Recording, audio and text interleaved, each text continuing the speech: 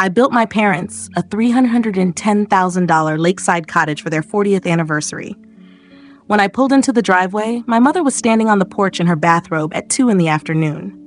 My father, a man who had never asked anyone for anything, had sent me a message that simply read, "Please come now." My sister's car was in the driveway. There was also a truck I didn't recognize, backed up to the side door with its hatch open. My name is Riley. I'm 32. I work in contract administration for a commercial construction company, which means I spend my days turning vague promises into legally binding agreements. I understand exactly what words mean and what they don't. I know which clauses protect you and which ones quietly work against you years later when no one is paying attention. I learned this the hard way. Like most people learn the lessons that shape them, by watching someone I loved slowly fall apart and deciding I would never allow that again. My father was diagnosed with early onset Parkinson's when I was 19. My mother became his caregiver almost overnight. She folded her life into his without complaint, quietly and completely. For the next 13 years, she managed his medications, drove him to every appointment, researched clinical trials, and laughed at his jokes. Even when his hands shook and his voice grew weaker, they never asked for help. That was who they were. They simply didn't ask. So I decided to give anyway. I had been saving since my first real paycheck. Not obsessively, just steadily. The way you build anything meant to last. 2 years ago, I found the property, a half-acre lot on a quiet lake about 90 minutes from the city. I knew immediately it was right. There was a small structure on it, described as a cottage with potential, which is usually code for something that should be demolished. But the land itself was perfect. The water was still and dark, surrounded by hemlock trees. Standing there one gray November morning, I thought, Dad could sit here for hours watching the light change, completely at peace. I bought it. Then I did what I do best. I created the project scope, hired a contractor I'd worked with for 6 years, handled every permit myself, and built something designed specifically for them. One story, fully accessible, wide doorways, grab bars designed to look like part of the architecture instead of medical equipment. Kitchen counters at the right height for my father on difficult days. A wraparound porch so he could follow the sun without dealing with stairs. I didn't tell my sister. That requires some context. Vanessa is 4 years older than me. She isn't a bad person in the obvious sense. She's difficult in a quieter, more exhausting way. The kind that drains you slowly over time until one day you realize you've been running on empty for years. When my father was diagnosed, Vanessa was present for about 6 weeks. She brought casseroles, cried with our mother, and informed extended family with the seriousness of someone delivering a eulogy, premature and not particularly helpful. Then she got a new job. Then she met Craig, got engaged, and her focus shifted entirely, like a river finding a new path. I'm not saying this to be harsh, I'm stating facts. While my mother spent years carefully managing my father's medication schedule, Vanessa sent updates in the family group chat and I think felt that counted as contribution. Craig is a different situation altogether. He's the kind of person who walks into a room and immediately evaluates what he can gain from it. He combines a salesman's charm with a calculated transactional mindset. In 6 years of marriage to my sister, he has never done anything that didn't serve his own interests. He always knows his angle. I didn't tell them about the cottage because I didn't want their involvement. I didn't want Craig evaluating the property before the gift was even given. I didn't want Vanessa turning the moment into something performative. I didn't want them to step in afterward and claim participation. So I worked quietly. I drove up on weekends to check progress. I financed everything myself: the land, construction, furnishings, and dock. Total cost, $310,000. I set up a separate escrow account and prepaid property taxes for 15 years. I stocked the pantry. Once everything was complete and the water reflected the trees perfectly, I placed the deed into an irrevocable trust, naming my parents as the sole lifetime beneficiaries. Then I planned the surprise. I told them I was taking them out to dinner for their anniversary. Instead, I drove them 90 minutes through the autumn light to a gravel road they had never seen. When we arrived and I pointed to the porch light glowing through the trees, my father turned toward me and couldn't speak for nearly a minute. My mother covered her mouth and quietly asked, "Is this real?" "Yes," I said. "It's yours. Both of your names are in the trust. No one can take it from you. No one can sell it. It's yours for as long as you want it." My father walked up the steps without his cane. He stood at the railing, looking out at the water in silence. When he finally spoke, his voice was steadier than it had been in years. "I thought we missed our chance for something like this," he said. "I thought that was long gone." I stayed with them that first weekend. We ate takeout on the porch and watched the sunset turn everything warm and still. I helped my father adjust to the grab bars in the shower. My mother reorganized the kitchen drawers more than once because she couldn't stop interacting with everything. On Sunday morning, I drove back to the city for work, feeling the quiet satisfaction of having done something right. I should have known that feeling wouldn't last. Vanessa found out 3 days later. My mother, who cannot keep good news to herself, mentioned the cottage during a phone call. Vanessa asked for the address. That same evening, my mother called me. Her voice was controlled, carefully neutral. "Vanessa wants to visit this weekend with Craig and the boys, just for a short trip. Is that okay?" "Mom," I said, "it's your house. You decide who visits." "Of course," she replied. "I just wanted to check." That was her way of saying something didn't feel right. I should have gone up that Saturday. Instead, I stayed in the city dealing with a project deadline and a contractor dispute I couldn't avoid. I told myself it was just a visit. I told myself Vanessa wasn't Craig. I told myself the legal structure was secure. I told myself not every situation needed to be treated like a contract waiting to fail. I was wrong. My father's message came Tuesday morning. "Please come now. Vanessa says we should discuss the property together. Craig has been making calls.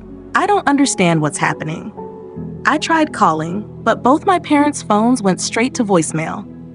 I called repeatedly on my way to the car. The 90-minute drive felt longer than it ever had. I knew something had changed before I even reached the property. Vanessa's SUV and Craig's truck were already there. From the driveway, I saw Craig standing on the dock with his phone, taking photos of the water. He was walking heel to toe along the dock, counting quietly, measuring it. He didn't hear me pull in. My mother was standing at the kitchen window when I walked through the door. Her face carried that familiar expression, the one she wore when she was trying to handle too much at once. My father was sitting at the kitchen table. In front of him was a manila folder I didn't recognize. Vanessa was in the living room, rearranging the bookshelf as if it belonged to her. She looked up and smiled.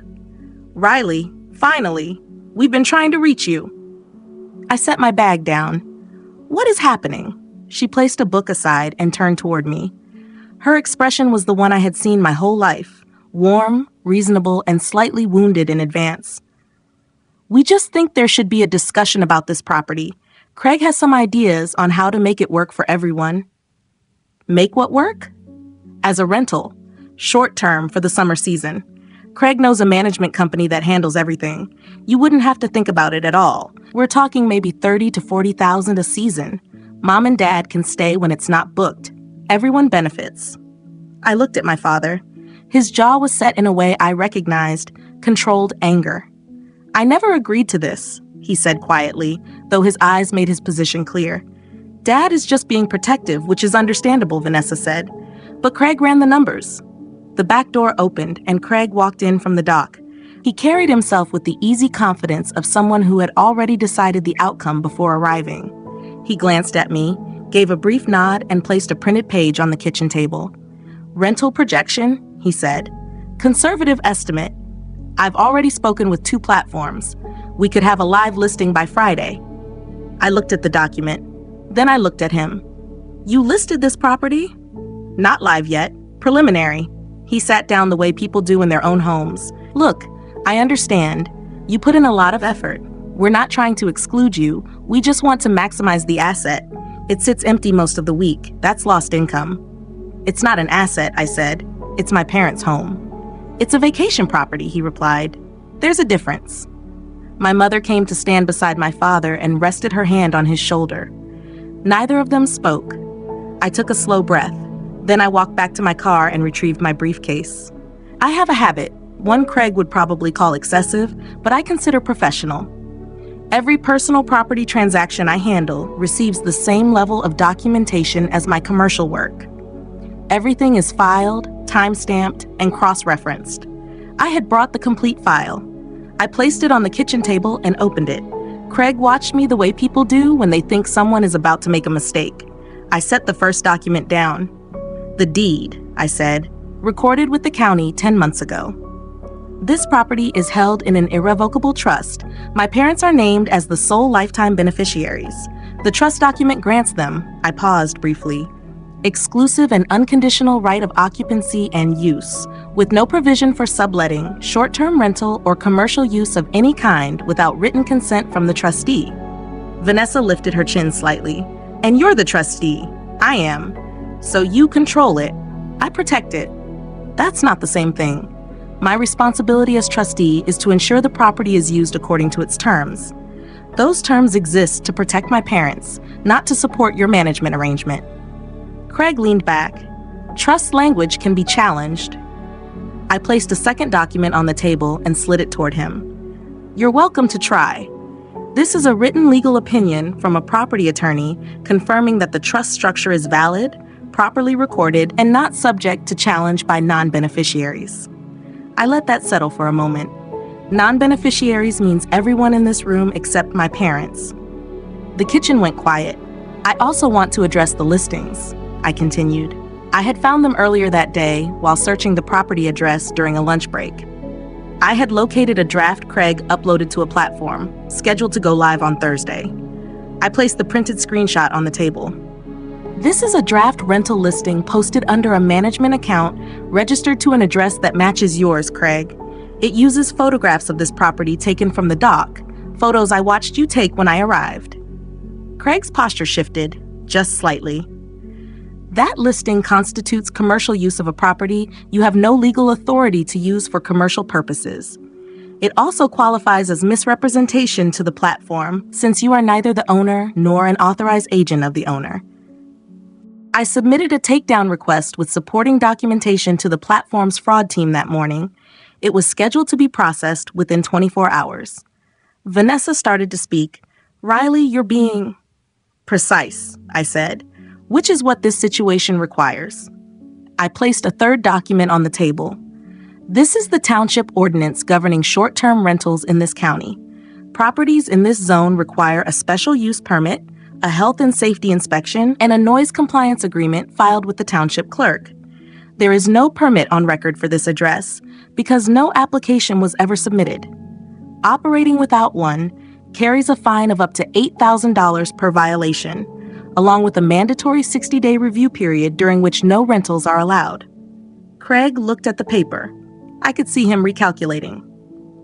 And this, I said, placing the final document in front of them, is a cease and desist. It is addressed to both of you jointly. It formally notifies you that any further attempt to list, lease, photograph for commercial use, misrepresent, or otherwise treat this property as available for anything beyond my parents' private use will be considered tortious interference with the trust and will result in immediate legal action. My firm's senior attorney is copied. They're expecting my call this afternoon. Craig looked from the documents to me. This is excessive, he said. His usual tone had thinned. We're family. You're guests, I replied, and currently guests who have overstayed. You did all of this because you want control, he said. You built this place so you could hold it over everyone. You've always done that. I looked at him for a moment. I built this place, I said, because my father stood in a hospital hallway 13 years ago and learned that his own body would begin working against him. And my mother went home that same night and quietly reorganized her entire life around that reality. I built it because they earned a place to rest, not an income stream, and not your next project. Craig said nothing. I need both of you to leave, I said. You can come back when you are invited by the people whose names are actually on the deed. What followed was not orderly. Craig made phone calls in the driveway, loud enough to be heard through the kitchen window, using phrases like legal options and trust overreach. Vanessa spent 20 minutes in the bathroom. Their sons, 10 and 12, and clearly confused, sat on the porch steps, tossing gravel back and forth. Eventually, the truck left. The SUV followed. My mother made coffee. We sat at the kitchen table in silence. "The first weekend they came," she said after a while, "Craig walked the entire property. He asked about the dock weight limit. He asked about the septic capacity. I thought he was just curious." She held her mug with both hands. "I should have called you then." My father came in from the porch and stood in the doorway. "He asked me about adding a boathouse," he said. "I told him it wasn't my decision. He said I should think bigger." He paused. "I am thinking bigger. I just don't want a boathouse." It caught me off guard, but I smiled. Before I left that evening, I checked the locks and window latches out of habit. During construction, I had installed a security system, motion-activated cameras at the driveway, the dock, and the back boundary, all connected to an app on my phone. I showed my parents how to access the feeds on the tablet in the kitchen and made sure the playback settings were properly configured. "You thought of everything," my mother said. "I tried to," I replied. "I'm sorry I didn't anticipate this part." "How could you have?" my father said. I didn't answer. The honest answer was that maybe I could have. I know how Craig operates. I know how my sister defers to him. I know that something valuable left unprotected even briefly can look like opportunity to the wrong person. But I had wanted them to have a few weeks of uncomplicated peace. I wanted to give the gift before having to defend it. The social media post started 4 days later. Craig posted first, a long, carefully worded message about generosity being used as control and how real love doesn't come with conditions. It was vague enough to avoid names, but specific enough that anyone familiar with our family understood the implication. Vanessa shared it. A cousin I hadn't spoken to in 2 years messaged me with concern. 2 of my mother's friends from church contacted her with questions. I responded once. It was an email addressed to Craig and Vanessa, with my parents, a state attorney, and my firm's senior attorney copied. It stated, without elaboration, that any public statements I could verify as referring to me, my parents, or the property would be treated as defamation if false, and as tortious interference if they caused harm to any protected interest under the trust. It requested that all further communication be directed through my firm's office. I set a rule in my inbox to route their messages to a separate folder for review on my own time. The posts were removed within 48 hours. 2 weeks later, my father called on a Tuesday morning. His voice was controlled, but there was urgency in it. "There's a man at the door," he said. "He says he has a rental agreement. He says Craig arranged it. He has paperwork." I told my father to go inside, lock the door, and not sign anything. I pulled up the driveway camera feed from my work computer. There was a car I didn't recognize. A man stood on the porch holding a folder. I called the township's non-emergency line and reported an individual presenting fraudulent documents at a private residence. Then I texted Craig a screenshot from the camera feed with a single message. "I am watching this in real time. The trust documents are on file with the county and local law enforcement. I suggest your contact leave before a deputy arrives." He replied 4 minutes later, "Tell him he has the wrong address. Sorry, our mistake." The car left before the deputy arrived. That weekend, I drove up with a locksmith and replaced the entry hardware with a keypad deadbolt so my parents wouldn't have to manage keys on difficult days. As I tested the system, my father stood beside me, watching the camera feeds update on the kitchen tablet. "You know what I keep thinking about?" he said. "What?" "How much of my life I spent trying not to be a burden, trying to make everything easier for everyone, not asking for too much." He paused. "I never thought I was allowed to say, 'This is mine, you can't touch it.'" I looked at him. "You are allowed," I said. "I know that now." He smiled, the kind of smile I remembered from before the diagnosis. "Unrestricted. You made it real." A month later, on a Sunday evening with soft light over the water, I drove up without a specific reason. No urgency, no task. Just a bag of groceries and a thermos of coffee, which had become my way of saying I wanted to spend time with them. My mother was on the porch reading. My father was at the dock, moving carefully but steadily. The bird feeder we had installed on my second visit had attracted a pair of cardinals who seemed to have claimed the dock as their space. He heard me on the steps and turned. "Sit down," he said. "Watch this." The male chases her for exactly 30 seconds, then they eat together like nothing happened. I sat and watched. After a while, my mother joined us with her coffee and a blanket. The three of us stayed there quietly for a long time. There was nothing that needed to be said. "Vanessa hasn't called," my mother said eventually. "I don't know if she will. The door is open, but I'm not waiting in it." Craig sent one email 6 weeks after the driveway incident. The subject line was "Moving Forward." It contained 2 sentences, an acknowledgement that he had handled things poorly, and a request to revisit the conversation at some point. I read it once, then I moved it to the folder. I haven't responded. What I understand now, sitting on that dock in the October light, is that I spent a long time believing love meant absorbing everything. That caring for others meant continually adjusting your life around theirs, carrying what they dropped, covering what they couldn't, managing everything so thoroughly that no one else had to. And that if you set a boundary, you became the problem. What I understand now is different. I can love my parents fully and still refuse to let their home become a transaction. I can care about my sister and still issue a cease and desist to her husband. I can want my family to stay connected and still maintain the boundary that makes that possible. A boundary is not a wall. It doesn't close things off. It's the structure that keeps everything standing. I didn't build that cottage to control anything or anyone. I built it because I could clearly see a better version of my parents' life, and I wanted to make it real. A place where my father can watch the light change over the water without obligation. A place where my mother can move through her kitchen at her own pace and finally relax.